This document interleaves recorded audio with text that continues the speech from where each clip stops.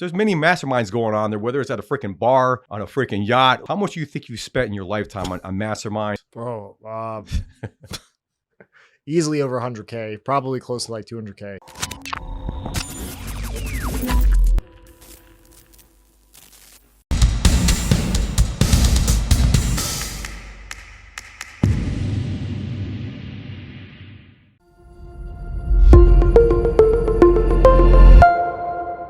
Welcome to the LFG Let's Fucking Go show, where we're talking to self-made business owners who didn't grow up with no silver spoons in their mouths and fucking worked hard, hustled their asses off, paid their dues, and now they're living good lives. They're making money. They're fucking traveling all over the world. They're creating memorable moments. On these shows, we're going to talk about what I call LFG Let's Fucking Go moments. I feel like everyone that's been successful has had some sort of moment in their life where they took massive action, and that massive action, it was like a let's fucking go. I got to make some moves. I got to go moment. And that massive action was really like an epiphany. It helped them get to where they are now, and it helps them in their daily interactions and helps them in their daily business acumen get to those points. So today we have a very special guest, a good friend of mine. His name is John Casto. Thanks for having me again, man. Yeah. Appreciate it. I've known John for about 1.5 years, and it's just crazy how it feels like I've known you for a lot longer. I feel like I've known you for like 10 years, and we've done some good business together. I'm fucking pumped about a good 2024 coming up. So tell the viewers here, what do you do? So I've been in the affiliate space as a lead generator, now more into pay-per-call the last few months. But I come from years of doing online advertising. I did drop shipping and e-commerce for 3 to 4 years leading up to this. And before that, I actually owned a brick and mortar gym for 9 years. That was my first business. Can you explain, because a lot of people watching this, they know us from the affiliate marketing space, but some people are going to have no idea what affiliate marketing is. And can you tell exactly what it is? Exactly. Can you break that down like in a simple form? Yeah. So let's say you have an insurance company that needs new customers, right? So what we do is we run crazy ads that get people to click. We have unique angles to incentivize someone why it's worth their time to click and go to a website and either fill out a form or complete a short survey, pre-qualify for the insurance offer, whatever that may be. If it's like a government subsidized program, for example, and then click in and call and talk to a live person, right? So basically create an opportunity for a business owner. Got it. And I don't know, the viewers know affiliate marketing is massive. I mean, we know a lot of people who are just crushing it, people that didn't have any experience doing it. The barriers to entry are low, but you got to pay your dues, right? It's not something that you get right away. And I think it's like any business. You had a gym, right? I'm sure you had your ups and downs with the gym as well. Business takes fucking time. It doesn't happen overnight. You got to be willing to go through a lot of sleepless nights, you know? So can you tell us something about that, whether it has to do with the gym or affiliate marketing? Like, give us some examples of some nights where like, what the fuck am I doing? Why did I do this? And why am I not just having a regular 9-to-5 job like 95% of people? Can you share some of those moments with us? Yeah. I think it goes back to like the attitude I developed when I started my gym, right? Because a lot of those, I feel like that was like my learning years. Obviously I'm still learning now, but those were my formative years, is being in business, being self-employed. And I remember at one point I started this business. I'd quit my job. I literally just did it on a whim. I hated working for someone. I wanted to start a gym. I'd been a personal trainer before. I had a few clients, but nothing really, right?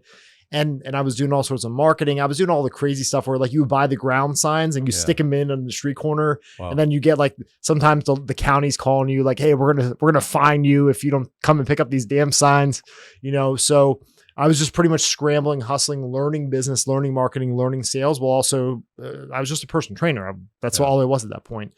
And at one point I remember it was on my probably like 23rd or 24th birthday where I was making basically no money. I looked at my friends, they were all working, you know, successful jobs, right? Making their 30, 40K, whatever it was, entry level. And I was like, what am I doing with my life? And I remember this very, very clearly. It was like a very formative moment where I was like, okay, do I continue on this and just make it work? Or do I just give up and go get a job? I felt like a loser, you know, like especially those years if you go to university, all your friends get a job and they're making something, they're having fun, they're going to happy hours, you know. I was freaking broke, man. It sucked. Right. So I remember on my birthday that day, I made the choice And I was like, okay, I'm going to make this work. And I remember I had a leads list and I picked up the phone and I started calling and calling. I spent like 3 or 4 hours on my birthday on like a Saturday just calling leads. And you were young too, right? Like in your early 20s. Yeah. So your friends are probably It was the last thing I wanted to do. They'd be getting hammered 24 shots and you're busting your ass. Yeah. Yeah. And I remember someone picked up and they booked a sales appointment with me. And I think that was like God giving me a sign. Yeah. Hey man, like don't give up. One of my strengths is just like perseverance, just pushing. Even if it's you're hammering, into a rock, it feels like sometimes I feel like that's just something that I developed in those years. That's awesome. That's great for the guests. It's funny, when I was 24, I got a sales job and I was a bond broker dialing for dollars, making a lot of calls. And I had one guy bought $100,000 worth of bonds from me. And that was my like LFG moment. Like, wow, sales is for real. And I hated sales. I'm like, the fuck? I went to NYU business school, one of the top 10 business schools in the country, studied marketing. Like, why am I on the phone cold? I feel like a loser too, right? But when I got that $100,000 sale and I made a few $1,000 commission at 23, 24, I'm like, I'm never going to do anything else but sales for the rest of my fucking life. Yeah. And I've been doing it for over 20 years, right? So let's talk a little bit about that. I read somewhere, or heard from somebody that no one really goes into sales to go into sales. They do it almost out of necessity because you got to do it for survival, right? Do you consider yourself a natural salesperson? Is something that you just learned on the way, or like, let's talk about that. I spent a lot of money and a lot of time working on myself. It really is the ultimate form of self-development, like martial arts or fitness. It's the mental side of it, right? Like, right? Because the communicative skill set of being able to not just, you don't want to force someone into a sale. You want to influence them in a positive way. It's really ultimately someone's decision to buy. Yeah. Having the gym, a lot of this goes back to that time in the gym. Yeah. But it came down to that because I thought, you just open a business and like people just show up, and that's absolutely not how it works. Especially in this space where it's online, it's less connected. You get maybe 10 opportunities face to face to actually land a big buyer, right? Everything's virtual, so it's even harder if you're not willing to grind out the time, put in the effort to actually meet with people virtually or face to face. Yeah. But I remember when I opened my gym, I was just like burning money the first few months. I was like, what am I doing?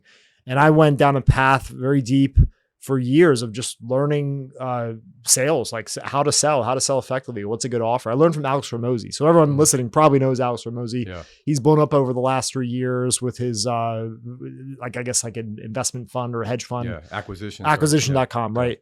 And he actually had a gym sales training program where he taught gym owners a sales system with Facebook ads. So this actually is why I do what I do today. Yeah. He taught me how to sell high tickets. So $700 up to $5,000 for a package, right? Which is high ticket for a gym. But yeah, like that changed my life. I remember we went from doing $10,000 to $12,000 in revenue per month. So like our biggest month was like $60,000 for a gym, like a small gym. That's not bad, man. Yeah. And this was in Virginia? This is Virginia, outside of Washington, D.C. Wow. I love that because I've known you for a while, but I never asked you that. How did you go from being in a gym, owning a gym, to getting into online marketing? I didn't realize the connection with the Facebook ads and Alex Ramosi and how it's all connected at the end of the day. And one thing I'd say that sounds like that was one of your LFG moments. Like I want to do my own thing. I'm going to fucking make this work. And you made it and it happened. But the thing is that, you might be somewhere right now, but where you're at right now might be laying the foundation for where you're going to be tomorrow or a year from now, right? So that's good inspirational story right there. You had the gym, right? Obviously, that was a passion of yours, right? It seems like that was one of your passions. You pursued that. You made money doing that. You sold the gym. What did you do after the exit? Did you get right into affiliate marketing? What spurred you to just go right into it? Like, tell us about that transition. Yeah, so I actually made the decision. I joined Alex Ramosi's coaching program in 2016 or 2017, very early, like the first year or two that he was doing it. So I saw the magic of a good offer with marketing and then effective sales on the back end. So I learned like the real business fundamentals that is the backbone to like affiliate marketing or lead generation or pay-per-call, all the stuff we do today. And what was interesting was I transitioned into doing e-commerce the last few years I had the gym, but I knew I wanted to sell the gym. Like I loved helping people. I really genuinely enjoy seeing someone improve their life. Like it's really fulfilling to see that. I train jujitsu. I try to be as helpful and ask for nothing in return in that same sense and coach my partners, right? To this day, right? Just because I enjoy it. I got more of a high from the sales and the marketing side. I knew I wanted a bigger opportunity vehicle. fitness is great. It's just not I wasn't passionate about being like the personal trainer with 7% body fat. That was, doing all these crazy workout videos, putting out tons of content. Just wasn't my thing. I did one bodybuilding show. I'll never do that again. Yeah. Oh, wow. I didn't know that. Yeah. I'll show you the picture sometime. It was funny, man. But I made a decision before I sold the gym that I wanted to transition to like a bigger opportunity vehicle. Like Hormozy always talks about. It's about the skill set matched with the right opportunity vehicle. So I started doing drop shipping, which you learn how to use Facebook ads at a larger scale. You're testing tons of offers. You get really deep on conversion rate optimization. And then during COVID, during 2020, 2021, it got complicated with Facebook, with fulfillment, all this stuff. And everything started pushing me towards lead generation, pay-per-call. I saw a lot of my e-commerce friends shifting into affiliate marketing, specifically like lead gen at that time. Yeah. And at first I dabbled, I didn't commit. I went back to drop shipping. And then I helped someone with their Facebook stuff, our buddy Marty, right? Yeah. And then he's like, dude, what are you doing? Just do this. And he's the reason why I do what I do. Yeah. Right. So that pushed me into lead generation. I got very lucky with my first few campaigns. I was almost making money all the time, like right out the gate, which is not common. But I think it was all those years of doing drop shipping. And that's where I would like make money and I'd lose money and I'd try stuff and I would fail, win, fail, win. Yeah. Right. So I think all that compounded. And when I arrived at affiliate marketing, lead generation, pay-per-call, it was easy. In some sense, you had a leg up, is what I had, because you had that experience. I went through the learning, the bottom of the learning curve, like the bottom section. Yeah. I started here whereas most people are starting with like what's a Facebook ad. Yeah, those connections, everything's connected, right? The gym, you learn how to talk with people, you learn how to sell, right? And then you learn about Facebook advertising, and you take these classes, you network, and then all of a sudden you're doing drop shipping. And then drop shipping, if you can get someone to click on an ad to purchase something online via e-com, you can get them to click on an ad for lead generation, whether it's, solar leads, whether it's their credit card debt and they want to get out. You learn what angle. So it's all connected at the end of the day, right? So I love that. And let me ask you a question. You talked about you spent a lot of money on masterminds, Alex Hormozy. How much do you think you spent in your lifetime on masterminds? And I don't know. I guess you could include these events we go to, because there's many masterminds going on there, whether it's at a freaking bar or whether it's somewhere, on a freaking yacht. Like you're networking and mastermind. What do you think you spent in total since you got into business? Bro, easily over 100K, probably close to like 200K. Yeah. But Hormozy's probably sitting on like 40K of mine. Like wow. I was in his coaching program for like 2 years. That was super formative for me and just like who I am today. Yeah. But I also did a lot of self-development, like NLP training, kind of like the Tony Robbins stuff. I did Landmark. I did a lot of work with this guy named Michael Burnoff, where it was very like self-introspective, a little bit of woo, not like woo-woo. It's very like practical woo-woo with like attraction and stuff, like, but not the hippie stuff. You see people like sitting there like chanting your wish and it's like very practical state-based energy, how you manage your energy, how that impacts like attraction of opportunity. Cause I believe in that stuff, man. Like I know you do. Yeah.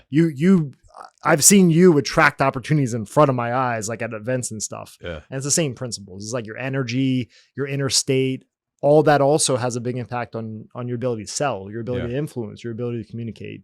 If you talk, I talk about our industry doesn't have a lot of barriers to entry, but in a sense, I think a lot of the barriers to entry in our business or any business are people's limiting beliefs. Right? People have these limiting beliefs and they're like, oh, I don't have $200,000 to spend. They might hear that number like, that's a lot of fucking money. And it's all about perspective. We might have someone else listening and be like, 200,000 ain't shit. I do that every fucking year. I got a buddy of mine. He spends $250,000 a year for Tony Robbins, like lying inner circle. He's been in Tony Robbins' house. He's been on fucking helicopters with him. So to him, 200,000 every year is like, okay, that's nothing, right? But it's all perspective. So at the end of the day, it starts with one thing. For me, it was like reading books. When I was in my early 20s, I'd buy a book for $10 at Barnes & Noble, and that $10 turned into thousands of dollars, tens of thousands of dollars, right? So you start with one thing, then it leads to another. Then I went to a Tony Robbins event. I spent $900, which was a lot of money for me at the time. And then before you know it, now I'm spending 10 grand at Tony Robbins Business Mastery, but that's bringing me X and X. So I think I'm with you. I've definitely spent six figures, 200,000 plus at these events. But it's your tuition. We go to college to learn. We want to get a degree to that's our entryway into some of these jobs. But this is like, you got to have a lot of street smarts, right, to get into a business. A lot of stuff you can learn yourself through going to these masterminds, networking with people and so forth. So that's a fucking great story, man. And Another thing that I like about you, I want the viewers to know, is that you travel like crazy, man. And I know I travel a lot. You're up there. You travel like nuts. You just came from Japan. You were in Bangkok. I think you went somewhere else. I don't fucking know where you went, but your stories on Instagram were amazing. Like, I felt like I was there with you, seeing what's going on in Japan. And I think that that's one of the benefits to the industry that we're in. You don't have to be locked in at a 9 to 5 in front of a desk, right? So tell us more about that. Tell about, how does that help you with business? Some people might think we're crazy. Like, how the fuck do you do business traveling all over the world? But we get it done, right? Can you talk a little bit more about that? Yeah, well, I mean, all my friends think I'm up to something because they see me flying. Yeah, I think we're doing some nefarious shit. Well, I just moved to Colombia. I moved to Medellin, and I'm in Miami today. So how does that look, right? Yeah. So yeah, and you're gone tomorrow. And I'm going back to Miami or Colombia tomorrow. Yeah. Yeah, it's cool because like I've always valued traveling, experience, seeing other cultures. So I just feel like super privileged. I have not just like the means to do it, but also the opportunity. Yeah. Like I don't have a ton of friends that work traditional 9 to 5 jobs, but I know people, and it's like excruciatingly painful for me to hear someone say, "Oh, I just don't have like the vacation." Like they have the money, but I just don't have the vacation time off. Yeah. And they already hate what they do. Like I quit my job years back when I decided I wanted to open a gym and start like a fitness program. I quit because one of my best friends, Danny, had left after he finished university. He actually dropped out of university early. His stepdad was one of the first Koreans to bring martial arts to Northern Virginia. Wow. And he wanted to follow his footsteps. So he went to another city and launched his own school. Yeah. And he was a couple years ahead of me. I was still finishing university. Yeah. And he was talking about how, how much fun he was having. He was going to all these events like Dan Kennedy and all these like direct response events, like back in like 2010, 2011. It was like a new thing to go to, like before Russell Brunson was big. Yeah. Like that's how far back we're going. And I was like, that was my inspiration because he didn't have to answer to anyone. Yeah. I was like, I want that. Yeah. That inspired me to quit my job. Yeah. Like literally cold quit. I walked in the office. I was like, hey, this isn't for me. Like 6 months into working, my first job out of university. And I think that hunger for like the freedom and flexibility, valuing different things versus, when you're young, like I bought like a Range Rover at one point. That was super dumb. I lost like 10 grand trying to sell it. I'll still buy another one, but when it's a smarter decision, like those things are cool. But I think having the flexibility and privilege to be able to travel and go see parts of the world, it's to me, like my personal values, it's somewhere at the top of the list. You brought your wife with you on that trip. I mean, she must have had the time of her life, right? I mean, look, she was super happy. Man. We stopped at something fun that we did, and some people probably laugh at this. I thought it was super cool. So we were in Japan and we were trying to make our way to Bangkok, which was like the excuse to do this whole trip in the first place for Affiliate World for the conference. Yeah. And I was looking at how do we get there, and I'm a big like point travel hacker. I geek out on like how do we use our points and never have to pay, but we fly like in the best flights. Yeah. And I was looking, I was like, oh man, all these options kind of suck. Like all the flights are really expensive. They're an economy. It's like 8 hours. I sound like an asshole saying this, I know. But like when you got like 2 million points sitting there, you don't want to sit in like this for like 8 hours if you don't have to. So I looked at it, I was like, okay, well, I probably have to pay for a flight. That's fine. I'll save these points for later. Where do we go? Like we could fly direct. It's actually more expensive, surprisingly, to get to Thailand. And I saw I could either I could stop in Hong Kong. So the connection was through Hong Kong or it was through Taiwan. I was like, well, what's the cost if I just add 2 days here in between and I just see what's happening in Taiwan, Taipei or in Hong Kong. So I was like, okay, it was cheaper to stop over in Hong Kong for 2 days. Yeah. We saw Hong Kong in like half a day. There's not much there, right? It's cool. Surprising. Yeah. It's cool. It's tiny, man. Yeah. Like it's a small, big city. But what is in Hong Kong is Disneyland. So we went to Disneyland like off peak time of the year. There's barely anyone there. It was super cool, and they had all the Christmas stuff too. Yeah. So that was like a really cool experience. Like something that I couldn't do if I worked like at a bank or even something that maybe was like remote. Good luck on a different time zone, different part of the world, last minute. It's not going to happen. Yeah, no, I love that. Let me ask you about Disney in Japan. Do they, I saw you at It's a Small World, right? Did they sing it in Japanese or how does that work? It was identical. In English? Yeah. That was Chinese because you're in Hong Kong. Oh, okay. I didn't go to the one. I'm thinking about you in Japan. Yeah. Fun fact, Japan. What's the population of Japan, roughly? 70 million. 132 million. Wow. That's On huge. a small landmass. Yeah. So I didn't know that when we got to Tokyo, I was overwhelmed by the number of humans there. They're very efficient. Like the public transportation stuff is the best in the world. Yeah. But there's just a lot of people, man. And Yeah. it's because like a large majority of the population is in the greater Tokyo area, which is one of the largest cities in the world. That's Fun crazy, fact. man. I love it.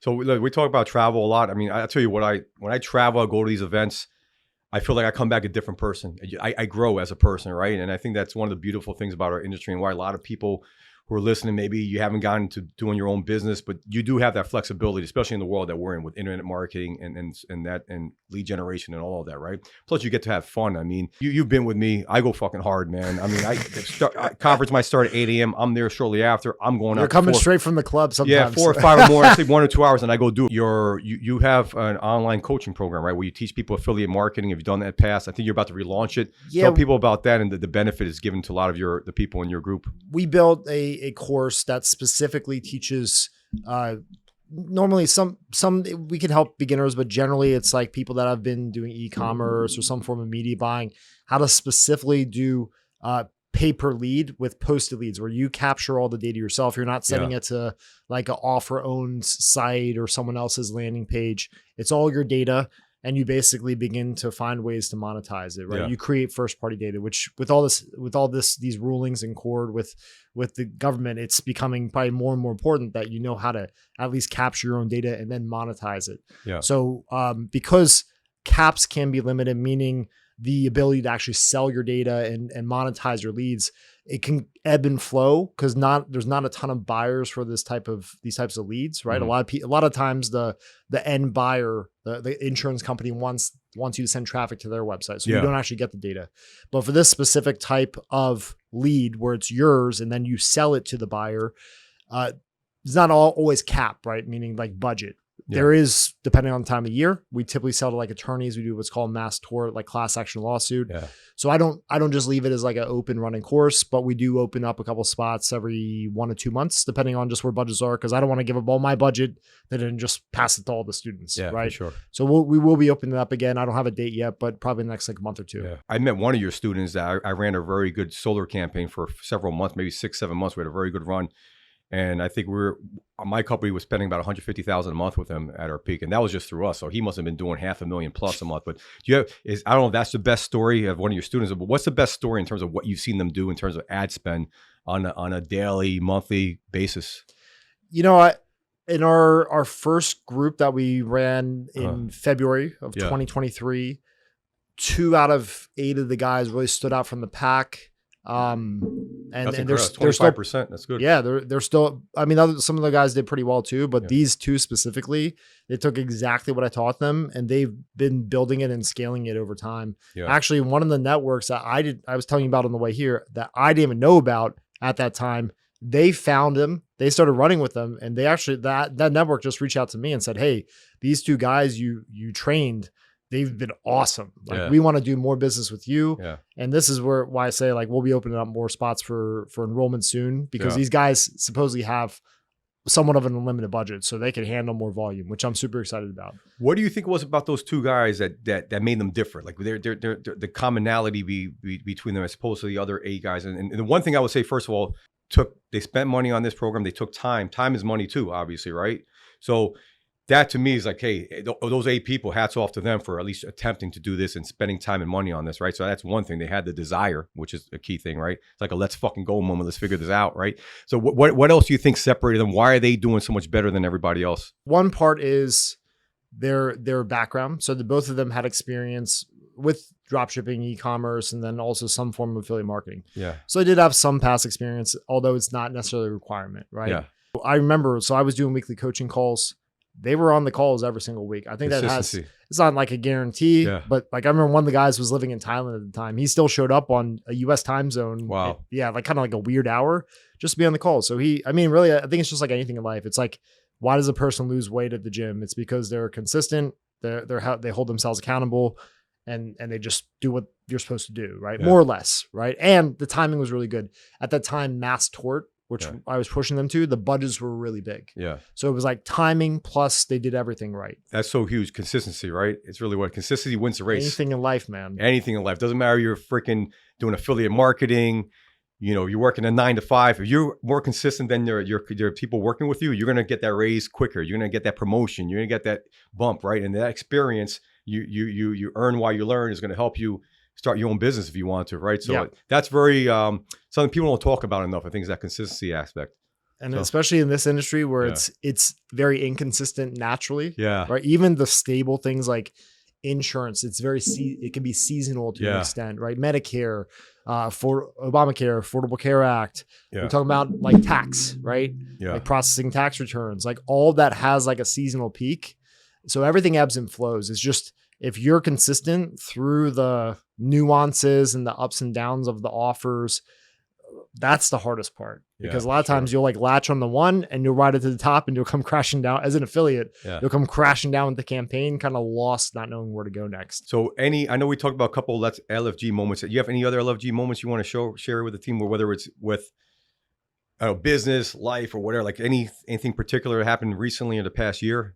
Let me give 2 or 3 quick ideas. So the first is what this industry can do. So keep in mind, when I moved into lead generation pay-per-call, I had years of running ads. I conversion rate optimization with e-commerce, so I had a lot of this base skill sets already. I wasn't starting fresh. Not saying this is impossible if you are starting fresh, but it did help. So I don't want to like say you're guaranteed to do this because I did it, right? But it is possible, what I'm about to share. One of my biggest early campaigns was the Camp Lejeune class action lawsuit, right? Where a bunch of Marines got sick for years, and now they're getting compensated because they should. The Marines were aware of the toxic chemicals in the water, and they just kept giving them the water. Really messed up. The biggest day that I did, this was my aha moment. I spent probably $7,000 in ad spend, and we had over $27,000 in sales. Wow. Like about 4 to 1. Yeah. I don't know what kind of business you could do that in. And now, was that every day? Absolutely not. But that was like the peak. And I had great days and weeks leading up to that, and great days that followed that, with a lot of like stable marginal consistency after. So in this industry, like that actually does happen. I know guys that have done much bigger numbers than that. This is with like live ads running to a landing page and getting form fills. I know guys that do SMS. It costs them pennies, and they'll see 10x the return. They'll spend 10,000, they'll make 100,000. This does happen. It's nuts. The second thing is to be not to be short-sighted, right? Like in most things in life, like sure, there's some things it's a quick cash grab, great, go do it. But especially in this is a business, right? So in a business and industry like this, a lot of guys I meet, they're super short-sighted. They only think about what's in it for me. And it's really sad, but I also see myself having more consistency over time with them, and just a better reputation. Like this is, I was telling Dave, or I was telling you on the way over here, in my opinion, this industry, it's very small. It just feels very big because everyone's so spread out all over the world, all over the country. So I think really just investing in long-term thinking with your relationships is huge. That will set you apart, if not in 3 months, for sure in 3 years. This is just true in life, right? Yeah. That's all great advice. And I've been in the business world for over 2 decades, man. I forget it. I feel like, I'm 44, but sometimes I feel like I'm a 65-year-old. All the stuff I've been through, right? But with that being said, you see commonalities, you see patterns, right? And everything you said, I mean, think about it as a race. Don't think short term, think long term. You got to take losses sometimes to get the big wins, right? So it's happened with us on some campaigns where today it happened. We took small credit, like 10K. We had a split, just because the end buyer wasn't satisfied. We came in too expensive for them. So just to sustain the relationship, so no one really loses long term. But we ate it today, but we'll win the next. Yeah, we'll win the next one. We're thinking long term because we know that 10K, we do the right thing, that'll turn into hundreds of thousands, not millions, with this particular buyer. He's been a good buyer to us. So we're going to treat him good. He'll appreciate that. 9 out of 10 people wouldn't do what we did today and wouldn't do it as quickly. It'd be a back and forth negotiation. We're not negotiating. Hey, you know what? You feel like that's what you want? Okay, boom, let's do this. And then we'll continue doing business together, right? So that's what you got to do sometimes in life. You got to look long-term instead of short-term. And I appreciate you bringing that out for the audience to hear. What advice would you give someone trying to get into the industry and someone that's maybe in the industry already, but maybe it's been a crazy year, 2023 in the industry. A lot of fucking ups and downs, man, like crazy. Like what advice we give the person that's getting into it and the person that's maybe in it, but they're going through this roller coaster ride right now? For someone that's thinking about getting into affiliate marketing specifically, or just online marketing in general, I would challenge you to ask yourself what you're really naturally good at. Because I think that like I've developed skill sets for things that I'm not naturally good at. Yeah. I'm not a data guy. Like I'm not super meticulous and organized with anything in my life. But I believe there's things you're naturally good at. So like double down on those and then find the accessory skill sets and then develop those. But don't try to do something you're just not built for. Like if you're super introverted, if you're very data driven, you're super analytical, you're not great at talking to people, you probably shouldn't try to go chase down like the biz dev route or be a broker. Yeah. Right? It's just not a good fit. Whereas vice versa, if you're like super extroverted, you can't sit still behind a computer for more than 5 minutes. Yeah. You should absolutely not be the guy trying to manage the media buying or the gal. Right. And so I think that's the first thing. Before you go into any endeavor, like where's your natural personality and flow and skill set? What accessory skill sets do you have, or do you want to develop around that? And then, cause you could be successful doing most people could be successful doing most things. Absolutely. Right. And then for someone that's in the industry, if they're having a hard time, I would challenge them to like really tap into relationships. Like I got on a call with a guy you introduced me to that actually lives in Medellin. Mm-hmm. And super, super nice guy. I offered to pay for his time. I said, hey man, like I'm struggling with YouTube. I need help with this. He gave me, 30, 40 minutes of his time that we would not have landed there had Dave come to Medellin to visit and then introduce this guy. And then we got along and we grabbed each other's numbers. Right. So just like putting yourself out there, bridging and forging those relationships and then honing into them when you need help. Like, a lot of guys have too much ego to just say, hey man, I don't know what I'm doing. Help me. Especially when I've been doing this stuff for 10 plus years. Like sometimes you just gotta suck it up and put the ego to the side, I follow a lot of the drop shippers, like the younger guys that I remember when I got in the drop shipping, I was like 20, 28 or 29. And there were these kids like 16, 17 years old with YouTube channels, putting up numbers 10 times bigger than me. Right. So that never felt great. Yeah. But I still follow a lot of these guys. Right. Like, whatever, dropshipping's got a mixed reputation, but the point is, like, I know some of these guys have legitimately done huge numbers, huge volume, and I look to them and I look for advice and ideas and inspiration. I don't know everything, like, so I think that's a huge thing. Letting go of your ego, even if you don't want to be the guy that like sits on your 20 years of experience or your 30 years of experience as to why you're always right. I think looking for how you may not be right and how you may not know everything, and being open-minded that someone might know something you don't know, especially these younger kids that were born in this time where like there was an iPhone sitting there when they were like in a cradle, like they know stuff we don't know. I think that's the reality. Just being open-minded to not knowing everything. I love that. You mentioned Colombia. Obviously I have a sweet spot for Colombia. My wife is from Colombia, from Medellin. Right. And I know you moved over there, and I think what I like, and I think one commonality of people that are successful, especially in our industry and anywhere, is that wherever they're at, they find opportunities, right? And who would have known that Medellin has such a flourishing digital nomad community, affiliate marketing community? Can you talk a little bit about that? What your experience has been like there, personally and business wise? Because I mean, like we talked about that one person, Rafael, who I met him in New York, and he's from Medellin. Oh, your wife's from Medellin. And I go there all the time. I have a call center near there. And then all of a sudden I happened to meet up with him. You were there, we got together, and now, you guys are connected, right? So can you talk a little bit about that, how your experience has been over there, and how, I guess you create your own luck, right? Is what it comes down to at the end of the day. So that's what my Instagram says. Yeah, does it say that? Yeah, I didn't know that. Literally says that. Yeah. Pretty good. Yeah. It's been awesome. Like I lived in the DC, Northern Virginia area since 2001, too long in my opinion. Before that I was moving around a lot. But since moving to Medellin, I kind of knew it was a hub for digital nomads, maybe not so much like higher level performance marketers, right? But I knew I was going to find more guys that probably do what I do there versus Northern Virginia, DC, where it's like half the people work for the government or the school system. Yeah. It's cool, just not my crowd, right? Yeah. I live a less conventional life. So it's been a blessing being in Medellin. I've met some incredibly successful people in the performance marketing space. One of the guys I actually connected with when I was helping people with Facebook bans back in 2021, I helped him with a bunch of his accounts. And I was like, hey man, I'll be moving to Medellin at some point in the future. I don't know when, but I had his number. I hit him up when I got there. And like we went out, like me and Zulma went and met up with him and his wife.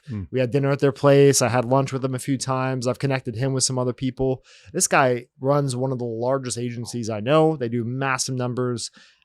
And he was actually a part of Athletic Greens. If you know Athletic Greens, big. They're worth I think I bought that at one point. $1.3 billion valuation. Wow. They were started in Medellin. So this guy was in early with the founder. Like he was very foundational in the company. Wow. So there are guys like that there. It's really cool. And then there's other like affiliates that run up a couple 100,000 a month in volume. And obviously they know something, right? So it's been cool. Like I found more people that do what I do or something similar to what I do there than back home. And I think when you're in a different environment like that, where there are like a lot of expats, people are more open to connecting, right? And putting themselves out there and networking and making new friends and communities. And that's been huge for me. You know, people that want to be successful, you got to get out of where you have to move. You have to sometimes you got to fucking go. You got to get out of where you're at and go somewhere new, a new environment, see a new scenery, and it just opens your mind up a little bit and creates opportunities, right? So you get out of your comfort zone. Ruts. Yeah, get out of your rut, man. Because when you're seeing, listen, I'm a Jersey guy. I lived right in front of New York City. It was hard to move out of there. I moved to South Carolina. That was fucking crazy. But like we had a successful call center that I ran. I didn't own it, but it led to me owning my own call centers later on, right? So I had to get out of that comfort zone. Then went back to Jersey. Now I'm in Miami. And I go to Colombia a lot, and being in Miami, I was like, first, like, what the fuck, man? I can't find good pizza here or whatever. But now I'm loving it, right? I get my pizza fixed when I go back to Jersey, right? You know that. But the point is that I'm meeting people that are doing some big fucking things. Miami's a hub right now for internet marketing. It's a hub for a lot of shit. So you got to do that, and it helps you grow as a person. Don't be stale and stuck in the same place. Sometimes you just got to fucking go. Yeah, I don't think anyone will take the Jersey out of you, man. But I think the fact that you're in Miami is going to be massive for you. Yeah, I appreciate that, man. Yeah, I feel the same way about you being in Medellin. And you only been there like 3 months and you're already making shit happen, right? You've been to our call center. We're going to collaborate on a bunch of stuff in 2024 related to that, plus other things. So you got to do that sometimes. And we're close. 2.5 hour flight. Boom, we're right there, right? Man. So it's cool.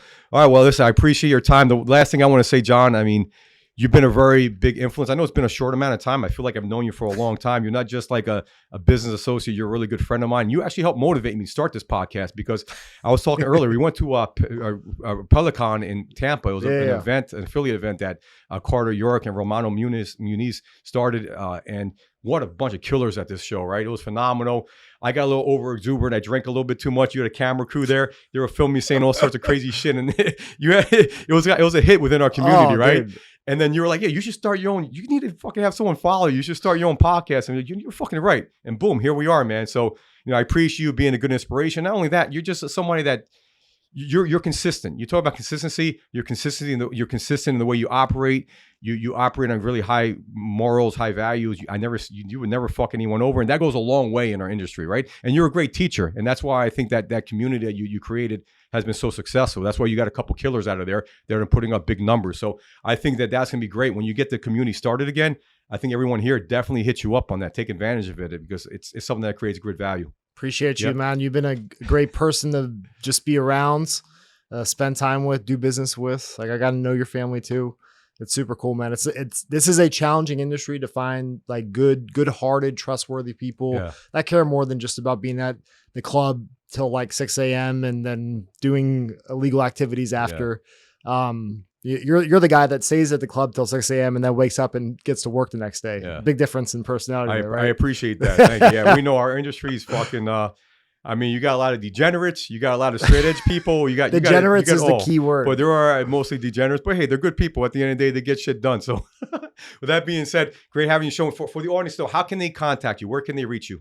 Yeah, maybe below this video, let's link back to my YouTube channel. It's probably the easiest way to get you can link back and from there and, all my contact details if you want to reach out. We'll put it on the show notes and all that. John, pleasure having you, man. I appreciate it. Let's fucking go, baby. Thank you, man. Yeah. And don't forget, it's hard to stay humble when you're a one-man rumble. Let's go, baby. Fucking go.